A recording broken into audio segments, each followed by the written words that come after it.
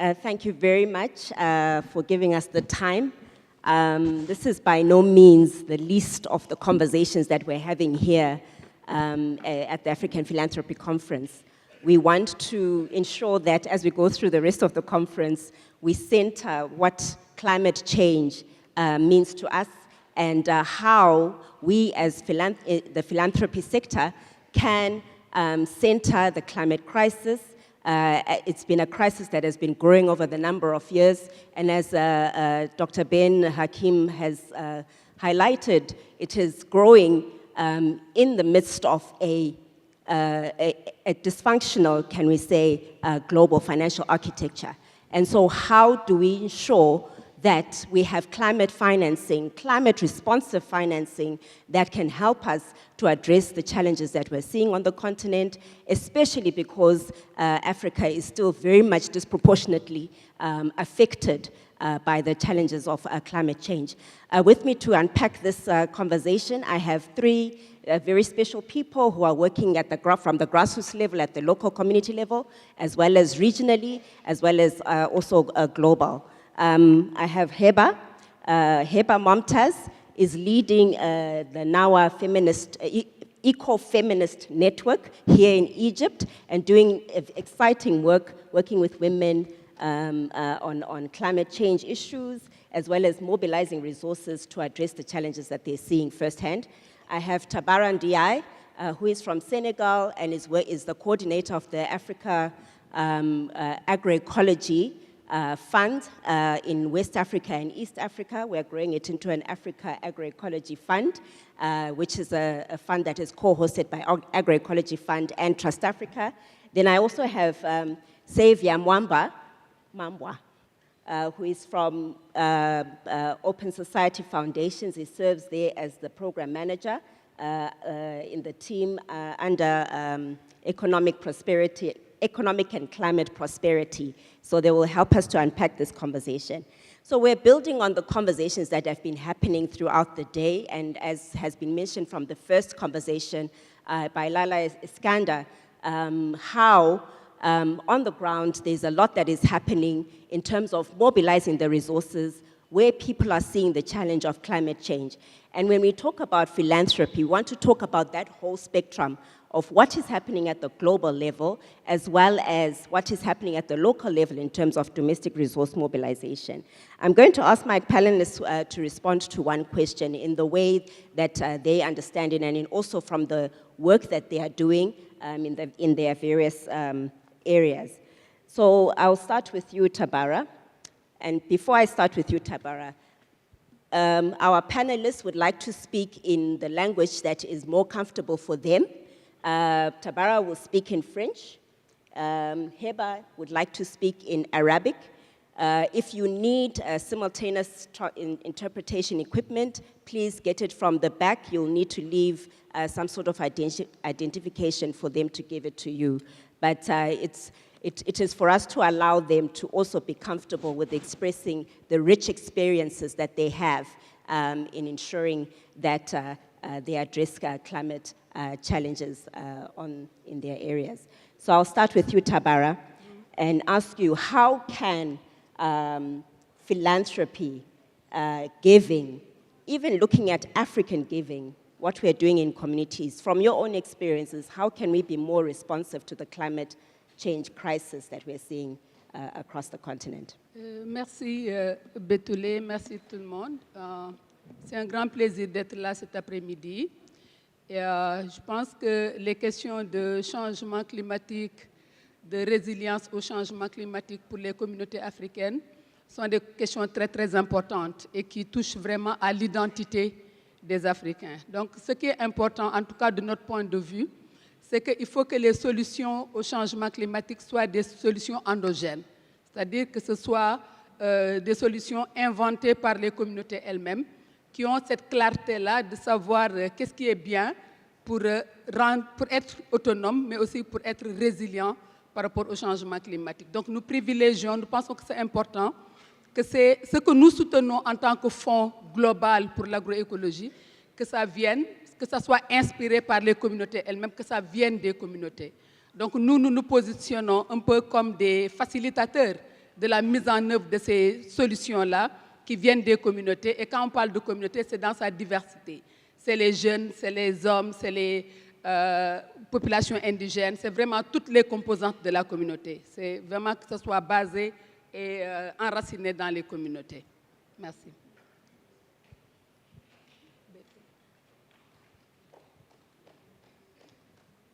Thank you very much, Tabara, for that.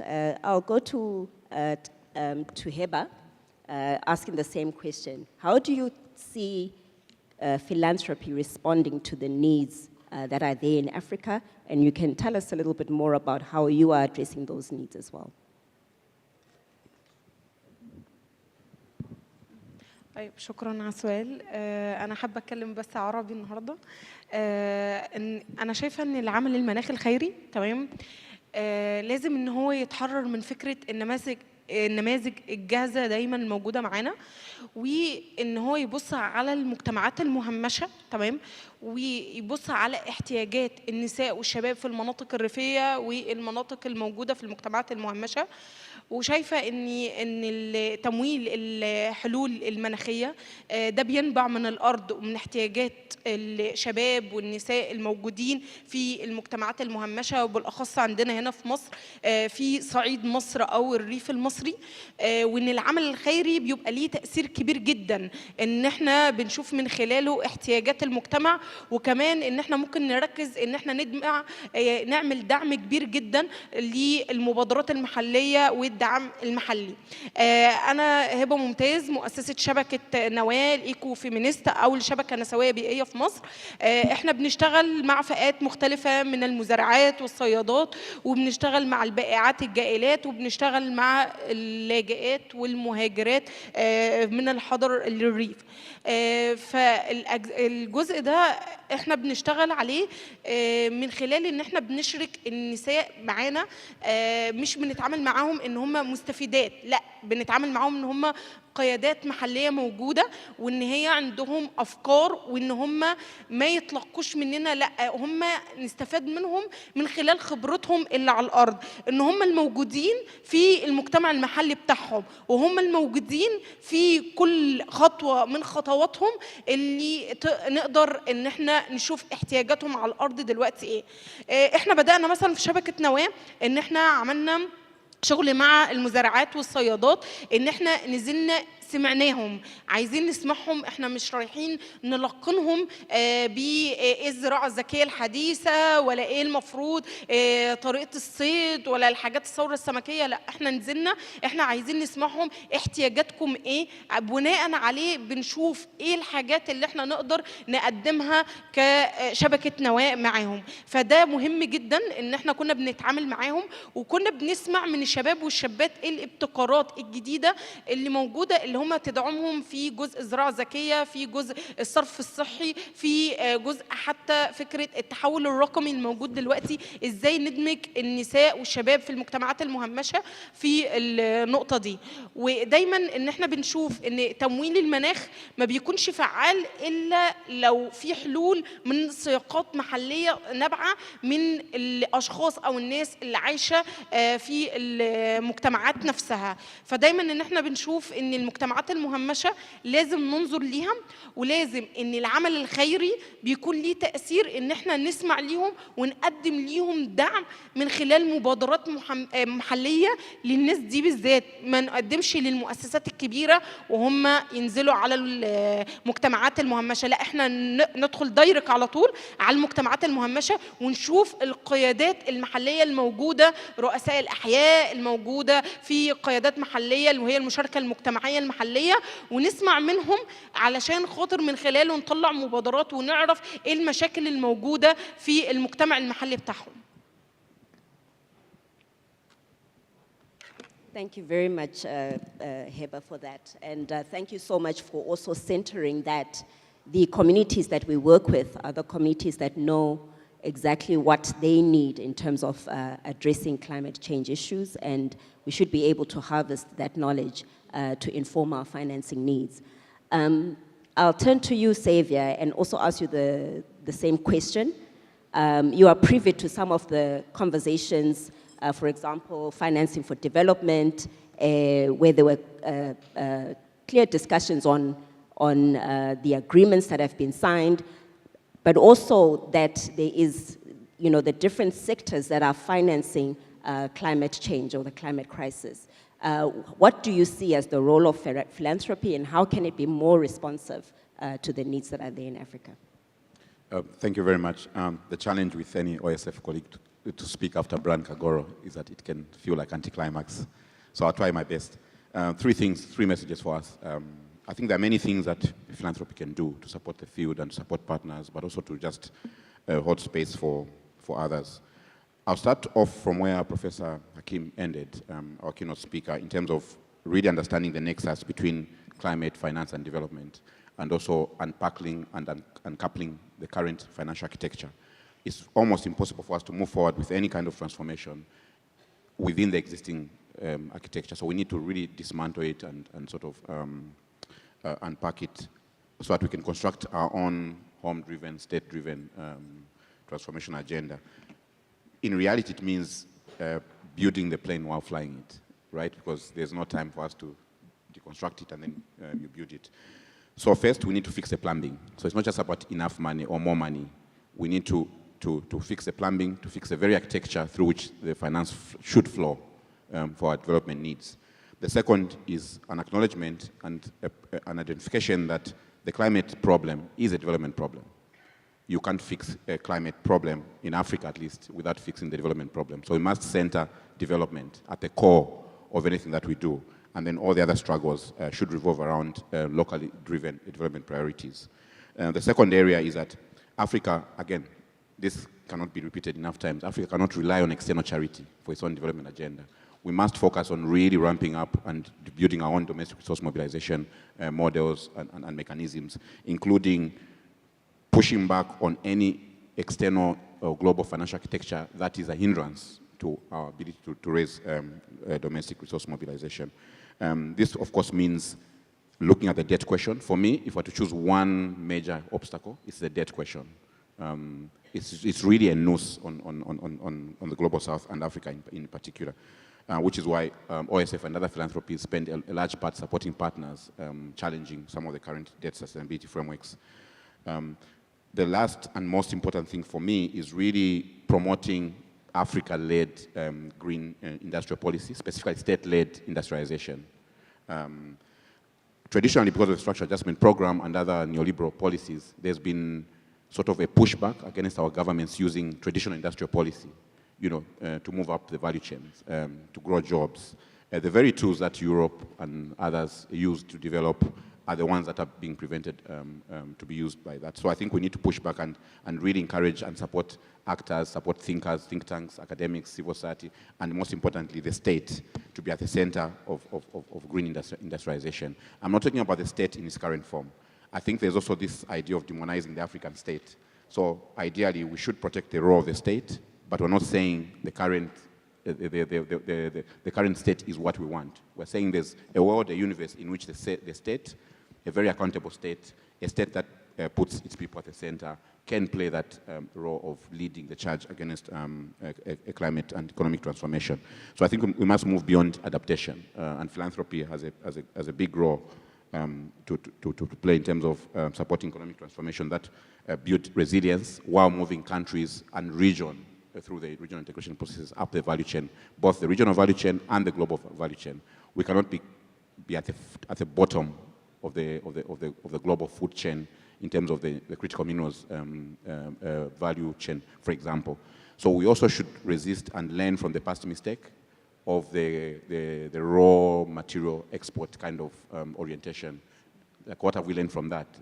Because it's possible, again, we may be trapped into just being consumers of new technologies, consumers of green technologies, but then we're exporting raw critical minerals. So again, I think there's a whole way we have to think about how we do our industrial policies anchored on our own domestic resource mobilization agenda while pushing back on protectionist measures, on agreements, on rules that are being imposed upon us in the name of climate regulation.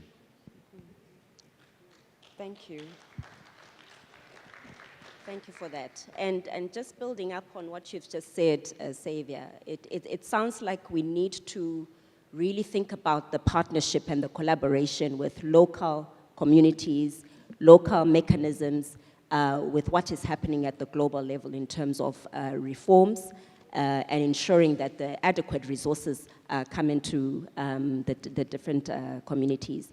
I want to turn to you, Tabara, just to discuss how, in the work that you are doing, you have been centering trust-based philanthropy, working with the local communities, and in partnership, really trying to accentuate what is already going on the ground through the funding model that you have. Merci Betulé. Je pense que ce qui est pertinent pour notre conversation d'aujourd'hui, c'est l'approche que nous avons avec les fonds régionaux.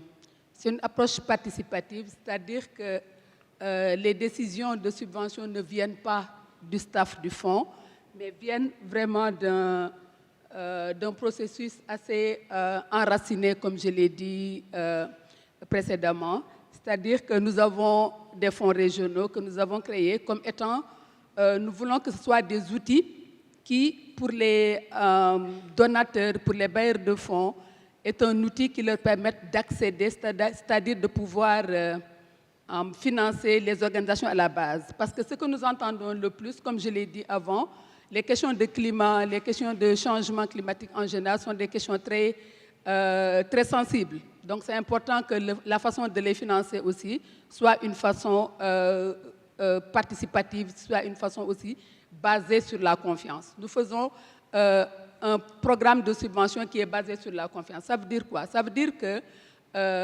la décision de financement appartient à un pool de conseillers. Nos conseillers sont des gens qui sont basés dans les communautés.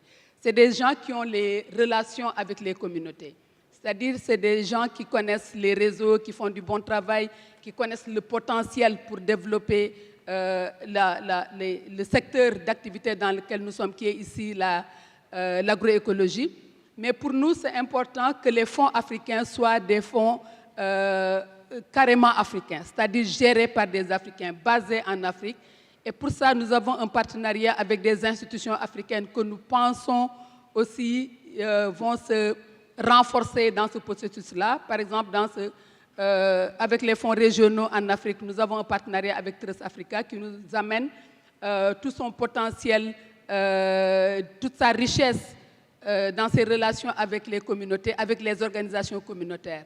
Mais aussi, nous voulons pouvoir financer, pour renforcer les organisations africaines, pouvoir financer non seulement des organisations connues, reconnues légalement, formelles, etc., mais aussi pouvoir financer des potentiels d'organisation. C'est-à-dire que les ressources restent en Afrique, les ressources sont gérées par des Africains, nous faisons de la mobilisation de ressources un peu partout dans le monde, mais les ressources vont rester et demeurer en Afrique. Pour nous, c'est l'un de nos objectifs, en tout cas, que ce soit aussi bien personnellement en tant qu'activiste, que ce soit aussi au niveau organisationnel, notre objectif, c'est le renforcement des institutions africaines. Donc, c'est une approche participative où les décisions sont prises par un pool de conseillers, mais aussi nous devons une reconnaissance aussi à nos partenaires. Nous ne parlons pas de bénéficiaires, nous parlons de partenaires.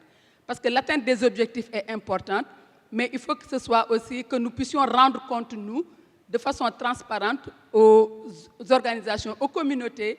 Je parlais tout à l'heure de la diversité dans le cadre des communautés, de nos partenaires, que ce soit des organisations de jeunes, que ce soit des coopératives de femmes, etc. Et c'est ainsi que nous voyons vraiment la façon dont on peut renforcer la philanthropie africaine. Et dans le long terme, notre objectif, en tout cas, c'est que les fonds africains deviennent indépendants. C'est-à-dire qu'ils puissent être carrément basés en Afrique, qu'on puisse, en tant qu'Africains, aujourd'hui, nous sommes la voix de ces fonds africains-là. C'est nous en tant que staff, c'est Trust Africa en tant que notre partenaire très stratégique dans ce processus-là. Et à long terme, nous pensons vraiment, nous allons travailler à ce que ces fonds-là deviennent autonomes et deviennent à 100% des fonds africains. Et c'est ainsi seulement que nous pensons pouvoir sauvegarder la dignité des Africains, que ceux qui financent des choses qui sont aussi intimes, j'allais dire que les changements climatiques, la sauvegarde des semences, la question de l'accès à la terre pour les femmes, pour les jeunes, les entreprises agroécologiques, que ce financement-là soit carrément un financement mobilisé et géré par les Africains. Et nous avons 2 fonds en ce moment. Nous avons un fonds pour l'Afrique de l'Ouest et un fonds pour l'Afrique de l'Est. Et nous sommes en train de faire notre premier round de financement avec une quarantaine de financements qui vont à des organisations à tous les niveaux, national et vraiment très, très local, aussi bien en Afrique de l'Est qu'en Afrique de l'Ouest. En tout cas, c'est ça notre vision un peu de la philanthropie africaine dans ce domaine-là. Merci.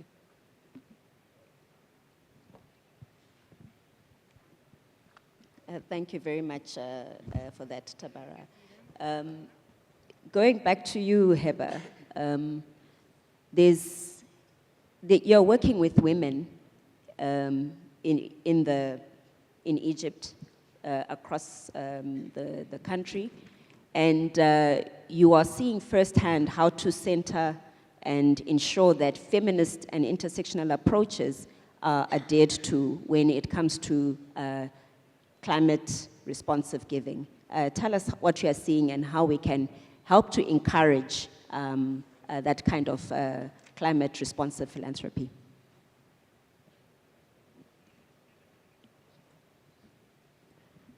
طيب احنا شايفين ان العمل المناخي الخيري لازم ان احنا نطلع من فكرة القوالب التقليدية ونطلع من فكرة الإحسان البيئي وندخل على فكرة السياقات المجتمعية الموجودة عندنا، ولازم ان احنا نتخطى فكرة ان احنا دور الممول وندخل على حاجة اسمها الحليف الداعم ليا، منهم ايه؟ الجهات المانحة. طيب احنا عندنا هنا بما ان انا بشتغل مع مجتمعات المحليه من المزارعات والصيادات واللاجئات الموجوده، بما ان انا اساسا من الريف ومن صعيد مصر، فاحنا بنشتغل معاهم ان احنا بندعم المبادرات المحليه الموجوده في الصعيد، ودايما بنراعي فكره النوع الاجتماعي والعرق والنوع وكل الامور اللي بيبقى فيها تقارب في التقاطعيه النسويه. كمان ان احنا بنركز على المبادرات المحليه اللي بتطلع منها الستات بمنتجات محليه. بنشتغل على فكرة المنتجات الحرفية اليدوية، وبنشتغل على مثلا إعادة تدوير المخلفات الزراعية للستات إن هي تجني ثمارها ورزق يومها من هذه المنتجات. وبنبص على التقاطعية النسوية إن هي بيبقى بتركز على التأثير المناخي، وإن كله ما بيبقاش ليه تأثير واحد، وكل واحدة ليها تجربة مختلفة. يعني المزارعة بتختلف عن اللاجئة، بتختلف عن الصيادة، بتختلف عن المهاجرة بسبب التغيرات المناخية. ودايما ان احنا بنشوف ان المقاربة التقاطعية بيبقى فيه اختلافات كبيرة جدا عندنا في دعم المجتمعات المهمشة عندنا من النساء، واحنا بنشتغل معاهم بطرق مختلفة. اول حاجة ان احنا بندمج العدالة المناخية مع الحماية الاجتماعية ومع الرعاية الصحية ومع فكرة حيازة الأراضي للنساء، وده طبعا مش موجود عندنا في الصعيد.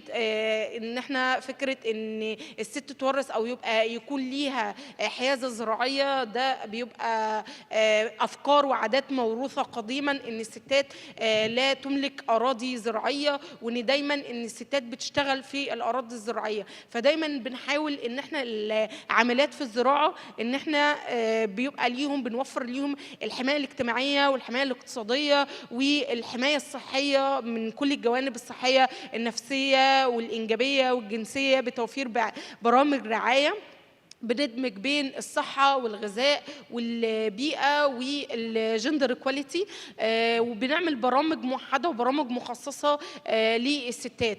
تاني حاجة ان احنا في القرى بندمج دايما، طبعا بنحب ندمج الرجال مع الستات في فكرة اتخاذ القرارات كدعم مبادرات محلية، ودايما احنا بنقول لابد من اشراك النساء في صناعة القرار. احنا مش دايما، يعني انا دايما بسافر مؤتمر المناخ الكوب على مدار السنين، دايما بشوف ان قله قليله من السيدات بتبقوا موجودين في المفاوضات وعلى ترابيزه المفاوضات موجوده ان هي تتكلم بصوت النساء الموجوده في المجتمعات المحليه. ايه اللي احنا بنعمله في المجتمعات المحليه كستات، وهل صوتنا بيوصل ولا لا؟ فدايما احنا عندنا ازمه كبيره في حته النساء، ان صوتهم ما بيوصلش، ما فيش ستات كتير على طاوله المفاوضات. احنا بنبقى موجودين في المؤتمرات بس مش موجودين على طاوله المفاوضات ان حد يسمعنا وحد يشوف ان في قيادات نسائيه موجوده في المجتمعات المحليه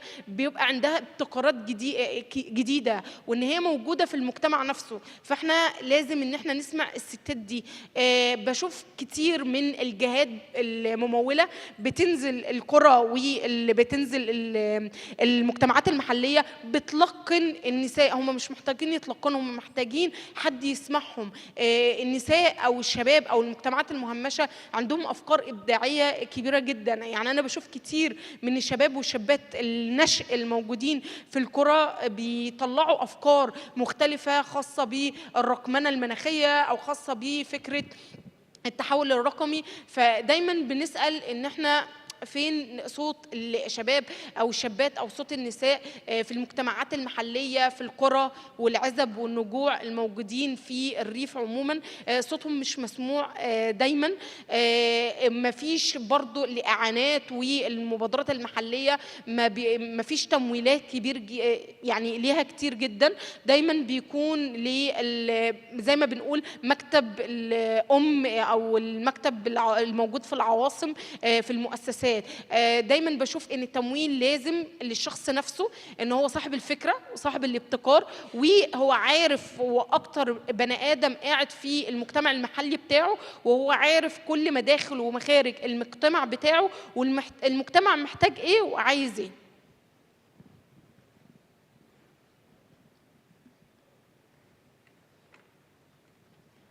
Thank you very much. We hear the message loud and clear about those that are missing from the decision-making tables. And I want you to think about, as we go to the audience for some questions and some reflections from the floor, what one strategy would be that we can give to funders, to climate-responsive philanthropists who want to work with local communities. This will be a question for all of us at the end. But before that, Xavier, working as a funder and seeing some of the shifts that are happening, we had a conversation about the multilateralism shifts and also the flight of financing from, and even philanthropy from such issues as climate change and addressing the climate crisis. What can be done? Can climate financing, philanthropy, play that catalytic role in unlocking more financing to the sector, to the challenge? So again, the real problem really is not finance. Of course, we have a big financing gap, right? And also the cost of, so let's forget about the cost of debt. We already know that Africa and Global South suffer disproportionately from higher cost of debt. But the actual capital needed for climate technologies, for Africa and Global South to make transition, there's a huge disparity in the cost of that capital for climate finance. For example, Germany, it costs Germany about 2%, for every dollar they need to make the just transition.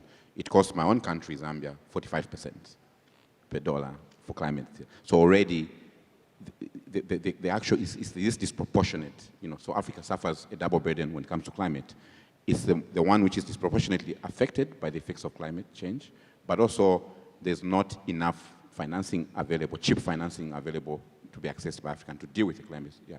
So really, it's a systemic problem. So it's not enough for others, philanthropy and others, to advocate for more financing without really unraveling, and pulling a string so that that cloth of the architecture comes apart, then we build it anew. So the most important role for philanthropy for me, because philanthropy is, most of the money is actually, I don't know if I should be saying this, but yeah, it's a product of the very system that we're trying to fight, right? we need to help to dismantle this power symmetry that exists across the different facets. So power symmetry between countries at the global sector, power symmetry within countries and between actors. What does this look like in practice? Three things. We need to be putting money and supporting and elevating partners and ourselves that are centering African agencies across different places. It's supporting think tanks, global African think tanks in the ideation and knowledge communities. It's supporting civil society coalitions and social movements. It's supporting selected, very strategic government capacity to enable that state capacity what we are talking about, as opposed to imposing external models or coming in with donor priorities as the drivers of this relationship. So really the idea is to really have to center African voices, not just government voices or African voices at the center of the debate, at the center of the solution. That takes time, that takes different kinds of partnership. And philanthropy, I think, is best placed as well to play a role in ensuring that they're both challenging the status quo, but also deploying the investments in this impactful area, as opposed to having technocratic solutions only. The second is challenging double standards. We know what the double standards that exist in the world, in the global financial system.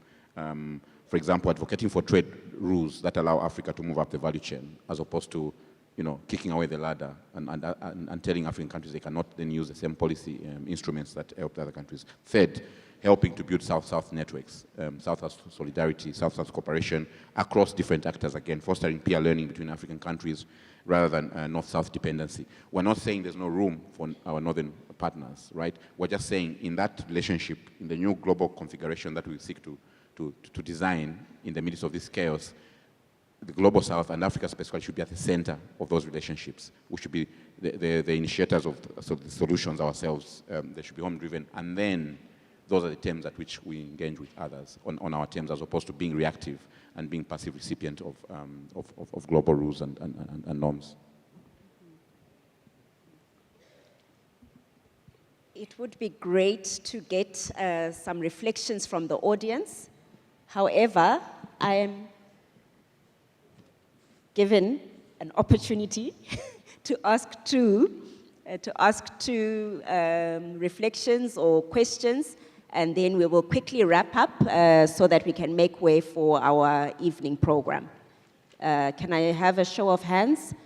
Just two, and then we will move on to the responses from the... There's one at the back as well.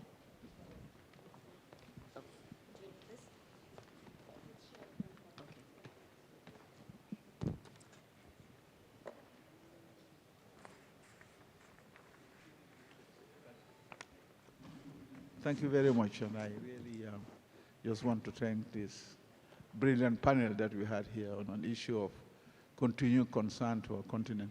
But I want to take you back to the initial presentation which was made by Professor Hakim, which I think is important, because really having a sustainable financing for a continent, the philanthropy will be a derivative of that. It's part of the global challenge for sustainable financing for Africa's development challenge. I just wanted to first congratulate Professor Hakim, not that because he's my neighbor here, but I think he made a great presentation. So I want to comment on what he said, and related to that is what Tamara said, And I want to cite three critical elements of this presentation. One was that ODA is dead, and there was a strained relationship between ODA and ability of us for philanthropic financing. So once that's dead, what do we do? What are those elements that will push this? One, I would say what Tamara says, Africa-generated resources must stay in Africa. I think it's important that we do that, and we should send the state. What are those sources of financing? One of them is equitable trade, meaningful trade that has been killed by the international system at this point in time. What do we do with trade? And for that, I want a clear message from this gathering here saying we want to support intra-African trade. It is the source of resources for our continent, and we must not neglect that. It's important to do that. And Tamara's position that our resources should stay in Africa is also important. And one of those sources of resources, there are two that come to my mind immediately. One is Africa-owned and generated resources should stay. Let me give you one example. Our reserves. Our reserves, 1 penny of our reserves stays in Africa. It all goes away. And our reserves are as big as the reserves of India. Big, colossal resources. Where are those resources and so on? So we must find a way of dealing with that. So I think trade, I say our resources, and third point, our natural resources. Our natural resources, which has been exploited, particularly now the rare minerals, which has encouraged non-Africans to interfere in the solution of our political problems, simply because they wanted access to. So I think we really don't have time to go into all this. And if you enable us to have sustainable forms of financing, the climate financing will be a part of that sustainable financing. So again, I thank you for your contribution. You have great minds, bigger than mine here. And then to say, have a good evening. Thank you.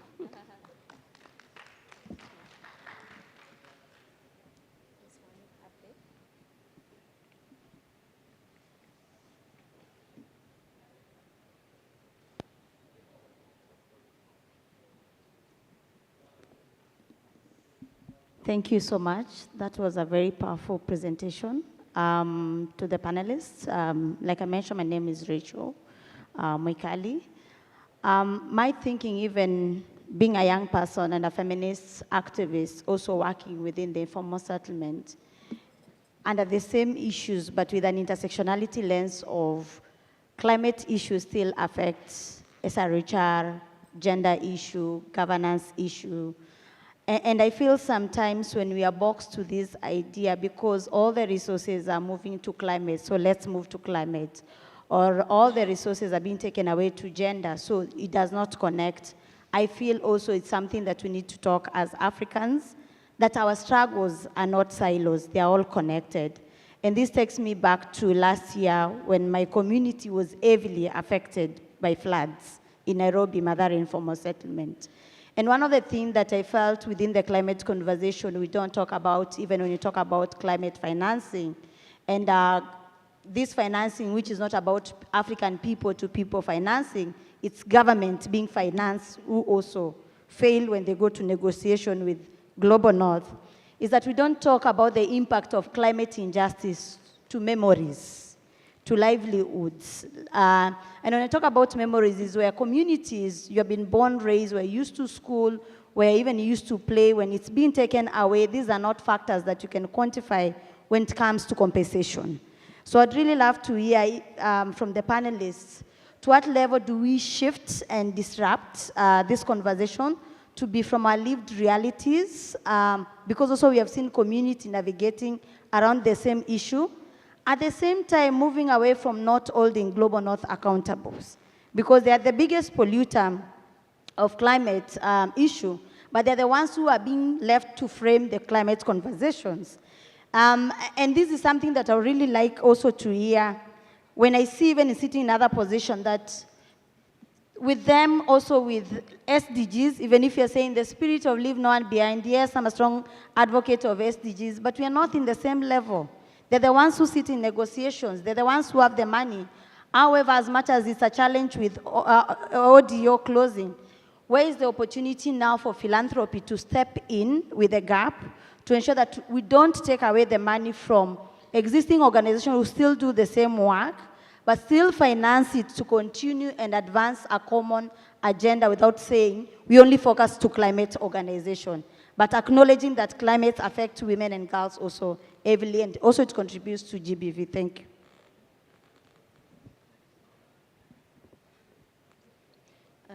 Thank you very much for the comments and the questions.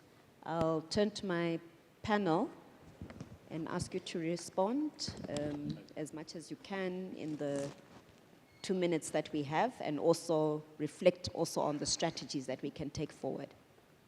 I can volunteer to respond to one, the first one, which is, yeah, the second one was quite difficult. So, how to ensure the resources generated in Africa stay in Africa. I mean, of course, that's a very good thing we should be doing. And there are many ways, mostly illicit financial flows, the trade, terms, the unequated trend terms, and also the cost of capital. Actually, the biggest legal way that money flows in Africa is through debt repayments. Why through debt repayments? Most of them is interest payments. And because all the big countries borrow in foreign exchange, what we borrow for mostly is food, fuel, energy. Even Nigeria, the biggest countries, they spend most of their forex is for paying for imports.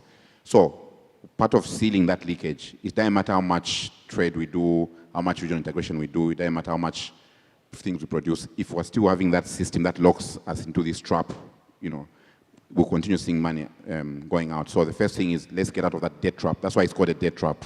We're locked into raw material exporters only to import finished goods, which are up the value chain. So we should start by building productive capacities. And we're not saying each country should produce everything for itself. We can team up in regions, play to our strength, develop infrastructure, regional infrastructure. Instead of building ports and rail lines from the minerals mines to the sea, we should be building interconnected infrastructure that makes us move food from surplus areas in Africa to needy areas and vice versa. We should negotiate technology transfer, and that's the biggest cost for the climate transition. We should go to China, negotiate them in exchange for critical minerals. We should go to the US, negotiate. We should go to Europe and saying, we can only offer you access to our raw materials if you're willing to share your technology. The West is willing to share everything. They'll give us ODA, they'll give us everything, but those are peanuts. Technology is what will enable us to move up the value chain, and that's the biggest currency. But you need leverage. You need leverage to be on the negotiating table. How do we build leverage? By cooperating amongst ourselves, having the strong countries backing up the small countries. So we need food sovereignty first, and food security, so that we're not worried about hunger, and then someone promises you aid in maize, and then you forget about the collective agreement.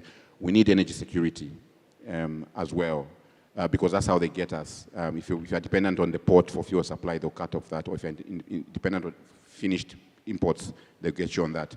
We need then to use traditional industrial policies to build those productive capacities and industrial policies to enable us to produce those things locally. We need then actual physical security, as in physical military security, because if you don't play ball, then there'll be sanctions. But we need allies in the BRICS who can then guarantee the security to say, in the pursuit of this regional strategy, a Pan-African agenda, we don't want external forces that are not aligned to our strategy to disrupt us and play us off each other. So we need to play off China and others and get the best deal we can. It doesn't mean we have to, we ourselves still promote, I know we have some countries that are autocratic, but that's how we have to build power from below, right? We have to build coalitions, civil society, social activists, so that we have political incentives for our government to do the right things on the international stage. So a number of things have to happen in multiple places at different times, but we have to have that long-haul vision. But we need leadership. That takes leadership across levels, not just political leadership. Leadership among the young people, leadership among the academia, and leadership in all facets for that to happen. So we need to have this grand plan and then work in our respective sectors to contribute to that.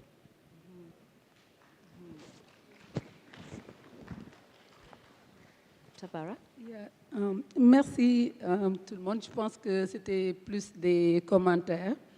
Et moi, pour en revenir aux recommandations pour les philanthropes, je pense que c'est important de ne pas seulement se limiter dans un partenariat à juste donner un chèque, c'est-à-dire à faire la subvention.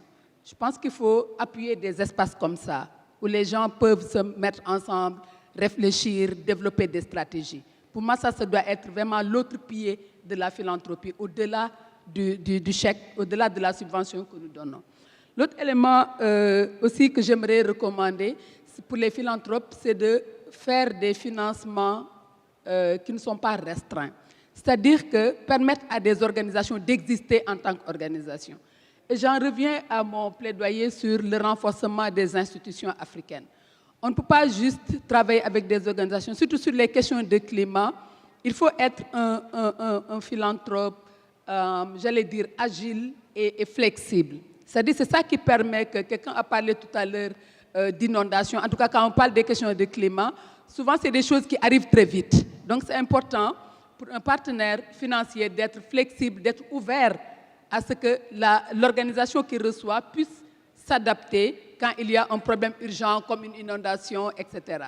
Donc ça, c'est des éléments importants, je pense, que nous devons, sur lesquels nous devons réfléchir. Vraiment créer une communauté d'apprentissage. Parce que de plus en plus, on se rend compte que dans les communautés africaines, les solutions sont là. Et de plus en plus, on voit aussi que on a des partenaires qui veulent apprendre d'autres partenaires dans la même région. Donc c'est important de se donner les moyens de permettre aux uns d'apprendre des autres, d'échanger leurs expériences et vraiment de co-créer la connaissance face au changement climatique. Donc c'est un peu les recommandations que je voulais faire.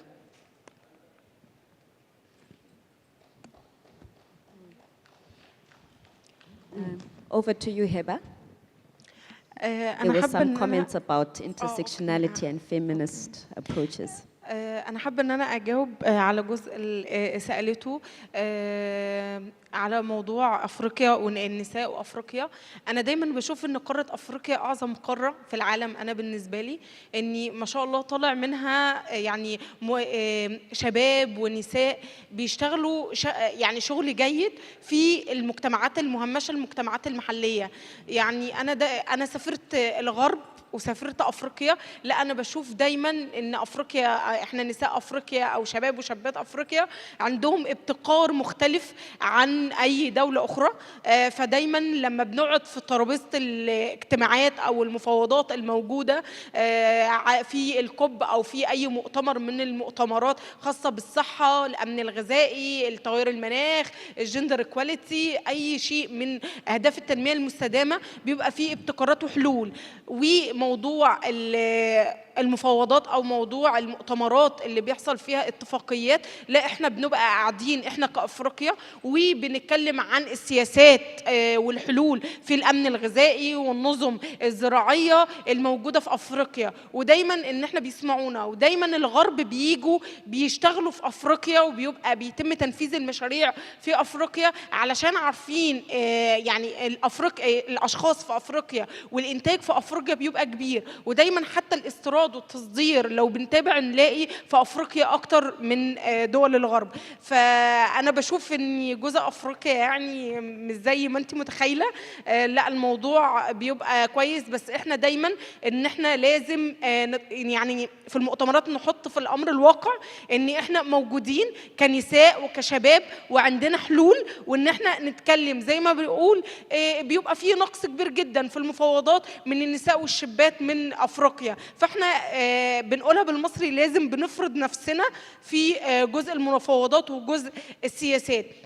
أنا مثلاً طلعت بورقة سياسات خاصة بالتمييز الجندري للمزارعات والصيادات والعاملات عمالة غير منتظمة في مصر وفي أفريقيا، وكنت قاعدة مع الدول الغرب واتكلمت إن إحنا توصياتنا يعني أجزاء معينة لدعم المجتمعات المحلية، ولا كان في دعم كبير جدا في الجزء ده، وورقة السياسات تمت مشاركتها في بعض المنتديات. فدي مشاركة كانت كويسة من دولة أفريقية. يعني الحاجة الاستراتيجيات الأخيرة، احنا في استراتيجية شغالين فيها شبكة نواة مع مؤسسة نبتة مع شركة في الإمارات Climate-Responsive. احنا بننشأ أول إنشاء منصة العمل المناخي العربي والإفريقي. ده بنحط فيه بيبقى فيه دعم من الحكومات ومن الممولين والمجتمعات المحلية،